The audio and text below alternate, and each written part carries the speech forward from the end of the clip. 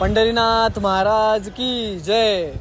भक्ति क्या होती है, समर्पण क्या होता है, चलिए आळंदी चलते हैं, हमें वहाँ जवाब मिलेगा।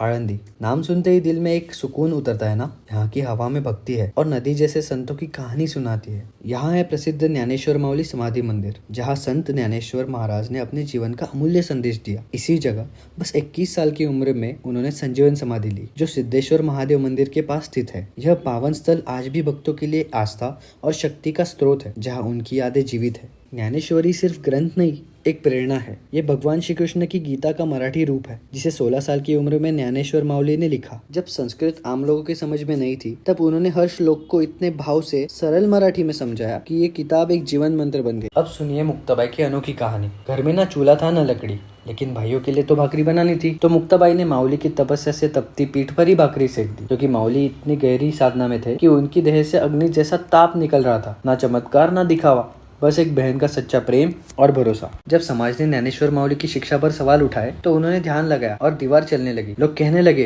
ज्ञानेश्वर माउली चाले भिंतीवर। यह है इंद्रायणी नदी। ये नदी संतों के वाणी की साक्षी है। कहते हैं, जब कुछ लोगों ने तुकाराम महाराज के अभंगों पर सवाल उठाए, तो उन्होंने अपना पूरा लेखन इसी नदी में बहा दिया। बस एक प्रार्थना की, हे विठ्ठला, अगर मेरी वाणी सच्ची है तो इन्हें लौटा देना। और इंद्रायणी ने वो अभंग वापस किनारे पर लौटा दिए, जैसे खुद भगवान ने कहा हो, तुका मणे होता हेची खरे। संत तुकाराम महाराज के अभंगों में जो शक्ति है, वो इस इंद्रायणी की लहरों में भी घुल गई है।